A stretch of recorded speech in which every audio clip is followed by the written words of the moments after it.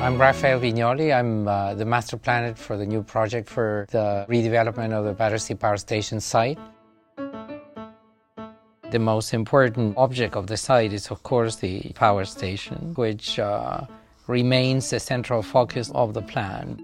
The power station is then framed by two residential buildings, and that guides the view towards this park that is the main public space.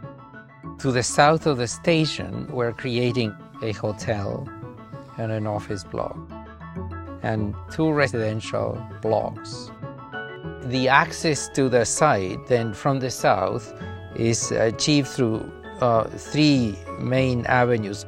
The High Street links the new tube station with the town square, and it is a two-level pedestrian thoroughfare that is activated by retail frontages, cafes, and art galleries, creating a very active urban life. Imagine you're exiting from the tube below. The upper level is very much linked to the lower levels. From here, you start seeing the architecture of the buildings that define the space of the high street, leading towards the power station in the back. So the power station always remains as a main reference to orient yourself through the site. The second and perhaps most spectacular point of access is what we call the prospect. The main purpose of the prospect is to link the local community to the site, to enable people to have a very clear view of the power station from Battersea Park Road. It's activated again by a series of cafes and opportunities for people to enjoy the space itself.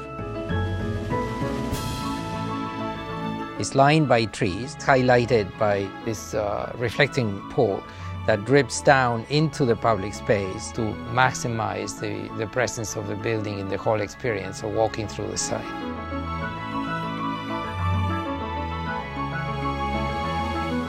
Hotel Lane is a three-line boulevard that is the main point of entrance into the site for vehicles, and main access to a new building, which is a hotel that opens into a larger square, which is open to the sunlight from the south.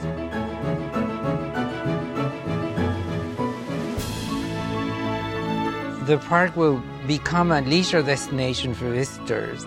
It will be a resource for the use of residents, but also for the public at large. Pathways through the open parkland reflect the historic pattern and the typical tradition of London public spaces.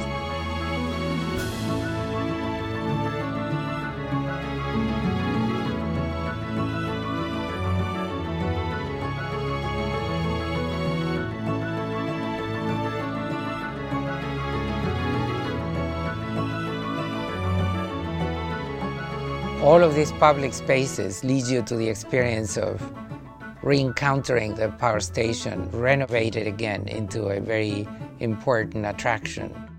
Both turbine halls are also going to be renovated. Each of them is the size of the Tate Modern Gallery. Embedded in the center of the power station, there is a huge conference center with a wonderful 2,000-seater for banquets and events of many kinds, linked directly to the access from a series of cascading stairs.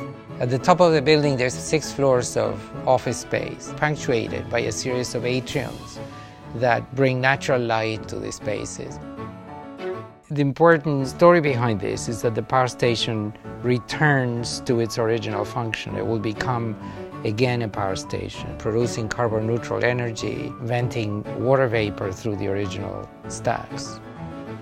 This is a very well-balanced solution for a site with an enormous set of opportunities and challenges.